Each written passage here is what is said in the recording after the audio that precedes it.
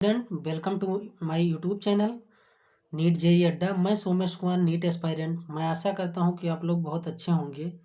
आज हम आपके सामने नीट एलन के मॉड्यूल का सेल चैप्टर से इम्पोर्टेंट क्वेश्चन लाए हैं, जो एग्जाम के पॉइंट ऑफ व्यू से मोस्ट इम्पोर्टेंट साबित होगा। तो आइए स्टार्ट करते हैं। पहला क्वेश्चन है, cell wall first discovered by. ये क्वेश्चन है, cell wall first discovered by. तो ऑप्शन है, इसमें चार ऑप्शन है, चार साइंटिस्ट हैं। पहला रॉबर्ट ब्राउन, दूसरा मालपीघी, तीसरा रॉबर्ट हुक, चौथा नागेली। तो इसमें answer was first discovered by, तो इसका जो है आंसर नंबर सी होगा। तो C was answer number C सही होगा। ठीक है, दूसरा क्वेश्चन की बात करते हैं। तो सेल वॉल इज मतलब सेल है dead and impermeable, dead and permeable B, और सी होगा लिविंग एंड इम्परमेबल, और डी होगा लिविंग एंड सिलेक्टिव। तो इसका आंसर क्या होगा, गेस कीजिए आप लोग। तो इसका answer dead and impermeable, dead and permeable, living and impermeable, living and selective. तो इसका आंसर बी होगा, डेड एंड परमेबल। अब डेड एंड परमेबल क्या है? तो परमेबल आप जानते होंगे कि जो सेल वॉल होता है, सेल वॉल और सेल मेम्ब्रेन, जो प्लाज्मा मेम्ब्रेन, तो परमिएबिलिटी जो होती है आयन को एक्सचेंज करने के, मतलब आयन जब एक तरफ से दूसरे तरफ आसानी से ट्रांसफर हो जाए तो उसी को मतलब कहते हैं परमिएबिलिटी। आयन का एक्सचेंज हो जाता है इसमें परमिएबिलिटी में। इम्परमेबल होता है जिसमें आयन का एक्सचेंज नहीं होता है।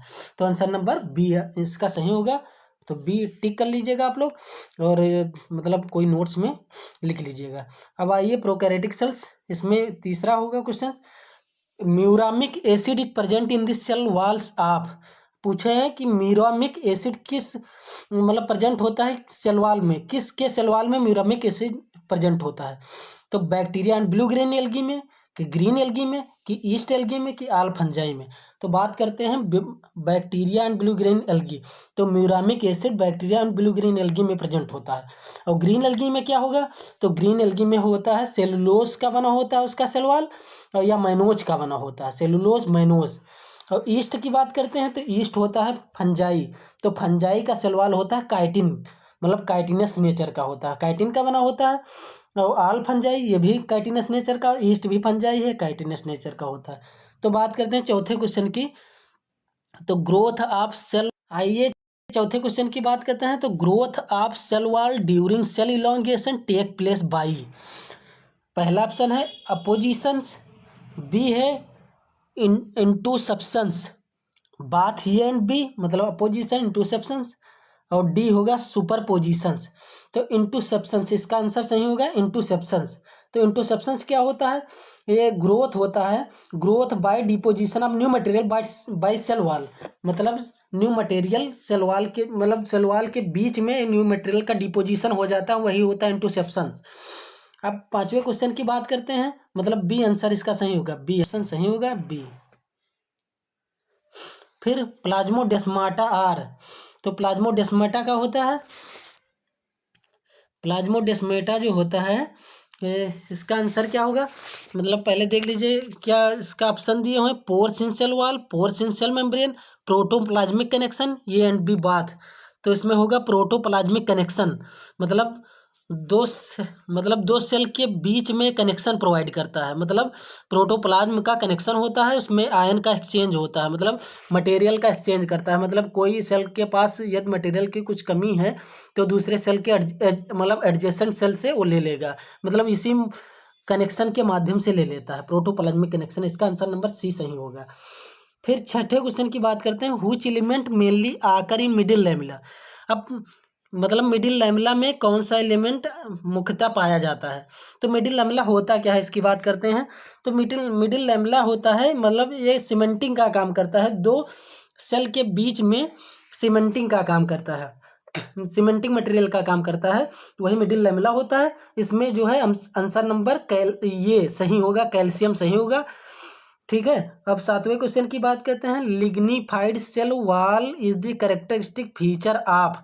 मतलब लिग्निफाइड में लिग्निन का एक सेल वॉल बना होता है, जो कैरेक्टरिस्टिक फीचर किसका होता है, बेसल्स का होता है कि सीप सेल्स का होता है कि सीप ट्यूब्स का होता है कि दो सबका होता है, तो नहीं, आंसर नंबर ये सही होगा बेसल्स का।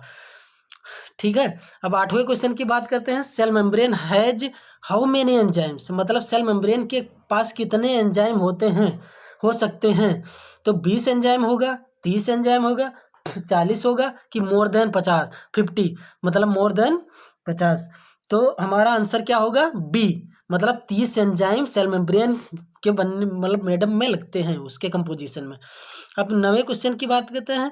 तो cell membrane is composed of, मतलब सेल मेम्ब्रेन किसका बना होता है, मेडअप, कंपोज कह लीजिए या मेडअप कह लीजिए, तो किसका, प्रोटीन एंड सेलुलोज का बना होता है कि प्रोटीन एंड फास्फोलिपिड का बना होता है, सी की प्रोटीन एंड कार्बोहाइड्रेट का बना होता है, डी की प्रोटीन फास्फोलिपिड एंड सब कार्बोहाइड्रेट का बना होता है, तो D protein phospholipid and carbohydrate का बना होता है। प्रोटीन जानते हैं, प्रोटीन जो होता है ये एंजाइम होता है, मतलब एंजाइमिक नेचर का होता है, इसका पॉलीमर होता है अमीनो एसिड।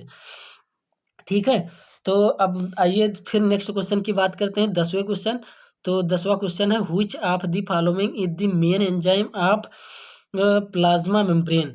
तो इसमें क्या होता है कि मेन एंजाइम जो प्लाज्मा मेम्ब्रेन का कौन सा होता है, तो टीपीपी एस होता है, एटीपी एस होता है, पेप्टिडिल ट्रांसफरेज होता है, कैटालिसेज होता है, मतलब जिसमें ये सी लग जाए वो जान लीजिए, मतलब समझ लीजिए, मान लीजिए कि एंजाइम है वो। तो इसमें क्या आंसर नंबर बी होगा, एटीपी एज एंजाइम होगा। एटीपी एज एंजाइम जो है प्लाज्मा मेम्ब्रेन में उसका मेन एंजाइम होता है, प्लाज्मा मेम्ब्रेन का मेन एंजाइम होता है। अब नेक्स्ट क्वेश्चन की बात करते हैं, the percentage of intrinsic protein in the total protein of plasma membrane.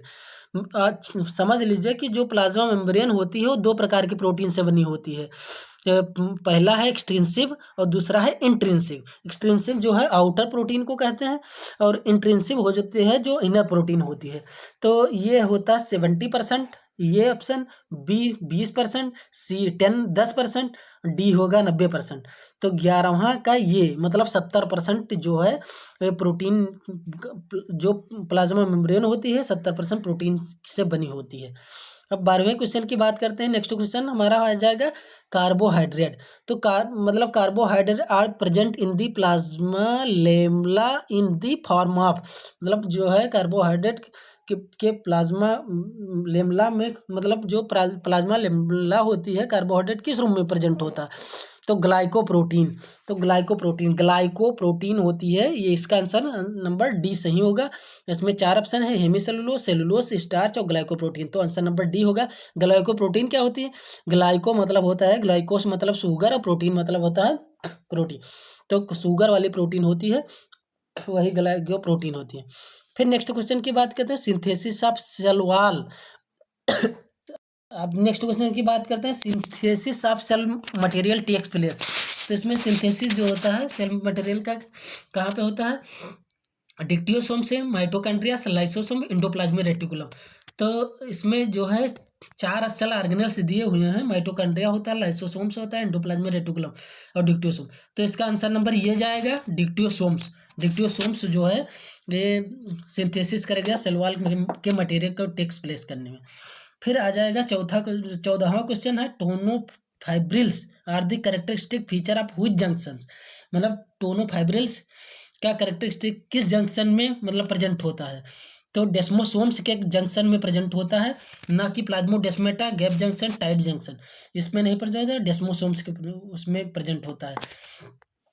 अब डेस्मोसोम्स क्या होता है, ये डेस्मोसोम्स की बात कर लेते हैं क्या होता है, तो मतलब ये फिलामेंटस स्ट्रक्चर होता है जो दो टिश्यू के बीच में होता है और मतलब टिश्यू का आर्किटेक्चर के रूप में कार्य करता है, उसके फ्रेम के रूप में काम करता है, मतलब उसके फ्रेम को डिसाइड करता है। According to fluid mosaic model, next question, according to fluid mosaic model, ये प्रपोज किया था सिंगर एंड जेल्सन Nicolson. Plasma membrane is composed of, मतलब इनके द्वारा प्लाज्मा मेम्ब्रेन कंपोज होता है, किससे बना होता है, तो सेलुलोज, हेमीसेलुलोज पहला option, phospholipid and integrated protein दूसरा ऑप्शन, तीसरा ऑप्शन हो जाएगा फास्फोलिपिड एक्सट्रिंसिक प्रोटीन और इंट्रिंसिक प्रोटीन, सी ऑप्शन हो जाएगा, डी ऑप्शन होगा फास्फोलिपिड और हेमीसेलुलोज। तो इसका आंसर नंबर सी जाएगा, फास्फोलिपिड एक्सट्रिंसिक प्रोटीन और इंट्रिंसिक प्रोटीन, ये आंसर नंबर सी जाएगा इसका। अब 16 टोरस इज कंपोज्ड ऑफ। अब टोरस बना होता है, किससे बना होता है? तो होता है काइटिन से बना होता है, कि लिग्निन से बना होता है, कि क्यूटिन से होता है, कि सुबेरिन से होता है। तो टोरस होता है सुबेरिन, मतलब आंसर नंबर ये आंसर इसका सही होगा। फिर नेक्स्ट क्वेश्चन की बात करते हैं carbohydrate. Carbohydrate which are present in the cell membrane take part, मतलब प्रेजेंट होता है सेल मेम्ब्रेन में, इसका क्या पार्ट काम होता है? तो क्या होता है? ट्रांसपोर्ट ऑफ सब्सटेंस, ये नहीं होगा। सेल रिकग्निशन, ये होगा, मतलब बी आंसर इसका सही होगा। अटैचमेंट टू माइक्रोफिलामेंट, ये नहीं होगा। अटैचमेंट टू माइक्रोट्यूबुल्स, ये नहीं होगा, मतलब आंसर नंबर बी इसका सही होगा। फिर नेक्स्ट क्वेश्चन की बात करते हैं। तो plasma membrane fluid, plasma membrane is fluid in structure due to the presence of. तो इसमें 4 ऑप्शन है, कार्बोहाइड्रेट, लिपिड होता है, ग्लाइकोप्रोटीन होता है, पॉलीसेकेराइड होता है। तो लिपिड होगा, लिपिड आंसर नंबर बी सही होगा इसका। फिर नेक्स्ट क्वेश्चन की बात करते हैं, the most abundant lipid in cell membrane. तो इसमें 4 ऑप्शन है, क्यूटिन, कोलेस्ट्रॉल, स्टेरॉइड, फास्फोलिपिड। तो most abundant lipid in cell membrane is, वैसे नाम से क्लियर हो जाता है कि लिपिड होगा, तो इसका आंसर लिपिड वाला ही सही होगा। तो डी आंसर इसका होगा, फास्फोलिपिड सही होगा। सेल मेम्ब्रेन में फास्फोलिपिड जो है अबंडेंट मात्रा में पाया जाता है, मतलब प्रचुर मात्रा में, अधिक मात्रा में पाया जाता है। तो आंसर नंबर मेरा डी होगा। से अब फिर नेक्स्ट क्वेश्चन की बात करते हैं। तो नेक्स्ट क्वेश्चन में हमारा क्या आ जाएगा? Cell wall of lignified cell is, अब 4 ऑप्शन है, semi permeable and dead, permeable and living, impermeable and dead, impermeable and living. तो सेल वॉल कहाँ पाया जाता है? सेल वॉल प्लांट सेल में पाया जाता है, ना कि एनिमल सेल में। एनिमल सेल में ये प्रेजेंट नहीं होता है। तो सेल प्लांट सेल में होगा, तो मतलब ये रिजिड होगा और डेड होगा, और इम्परमेबल होगा, मतलब आयन का एक्सचेंज नहीं होगा। तो आंसर नंबर सी जाएगा, impermeable and dead. Impermeable and dead, इसका आंसर नंबर सी सही जाएगा। आइए नेक्स्ट क्वेश्चन की बात करते हैं। परीक्षा के दृष्टिकोण से, मतलब नीट के एग्जाम के पॉइंट ऑफ व्यू से मोस्ट इंपॉर्टेंट क्वेश्चन है। तो which one of the following is not consider as the part of endomembrane systems, मतलब बताता है कि इसमें कौन सा इंडोमेम्ब्रेन सिस्टम का पार्ट नहीं है। तो गाल्जी कॉम्प्लेक्स, पराक्सीसोम्स, वैक्यूल्स और लाइसोसोम्स। तो इसमें आंसर नंबर बी होगा, मतलब पराक्सीसोम्स जो है होगा इंडोमेम्ब्रेन सिस्टम का पार्ट नहीं है। फिर आते हैं नेक्स्ट क्वेश्चन। तो नेक्स्ट क्वेश्चन में which one of the following organism is not an example of eukaryotic cell, मतलब इसमें क्या दिया? 4 सेल दिए हुआ है जो यूकैरियोटिक सेल नहीं है, उसको बताना है। इस चिड़ियाची कोलाई, मतलब ई कोलाई, इसको ये ई कोलाई होता है, जेनेटिक इंजीनियरिंग में यूज किया जाता है। यूग्लिना, इसको भी बताए थे कि प्लांट के कनेक्टिव प्लांट एवं एनिमल के कनेक्टिव लिंक होती है यूग्लिना। इसमें क्लोरोप्लास्ट पाया जाता है, इसलिए प्लांट का करेक्टर शो करता है, और फ्लैजेला वगैरह पाया जाता है, ये एनिमल का करेक्टर, वैक्यूल्स, फ्लैजेला, ये एनिमल का करेक्टर शो करता है। क्योंकि अमीबा प्रोटियस, अब अमीबा होता है, मतलब ये जो है इसका मतलब स्यूडोपोडिया इसमें पाया जाता है, मूवमेंट आर्गन होता है, इसका कोई शेप डिसाइड नहीं होता है, इसका आकार चेंज हो जाया करता है। पैरामीशियम का पैरामीशियम होता है, चप्पल शेप का होता है, मतलब स्लीपर शेप, इसका मूवमेंट आर्गन होता है सीलिया। तो मतलब ये सीलिया के थ्रू। अब इसका आंसर क्या होगा? 18 का which one of the following organism not an example of eukaryotic cell. तो इस चिड़ियाची कोलाई जो है यूकैरियोटिक सेल नहीं है, ये प्रोकैरियोटिक सेल है, इसलिए आंसर नंबर ये जाएगा, ई कोलाई, चिड़ियाची कोलाई। ठीक है। फिर नेक्स्ट क्वेश्चन की बात करते हैं। The important site for formation of glycoprotein and glycolipids is, तो मतलब बताता है कि कौन सा ऐसा मतलब साइट है, इंपॉर्टेंट साइट, जहाँ पर ग्लाइकोप्रोटीन और ग्लाइकोलिपिड बनता है।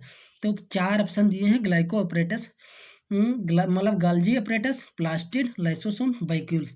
तो इसका आंसर नंबर गाल्जी अपरेटस होगा। इसमें आपको बताया थे कि जो है ग्लाइकोप्रोटीन और ग्लाइकोलिपिड को मतलब यहीं पर सिंथेसिस होता है। ठीक है, के लिए इतना ही। अब आगे आपको मतलब मोस्ट इम्पॉर्टेंट मॉड्यूल से, वेलन के मॉड्यूल से मोस्ट इम्पॉर्टेंट क्वेश्चन लाएंगे नेक्स्ट वीडियो में। और हमारे यूट्यूब चैनल को सब्सक्राइब कर लीजिए, आप लोगों का सपोर्ट चाहिए, और हम आगे आपके लिए इतना मेहनत करते रहेंगे। Thank you. जय हिंद, जय भारत।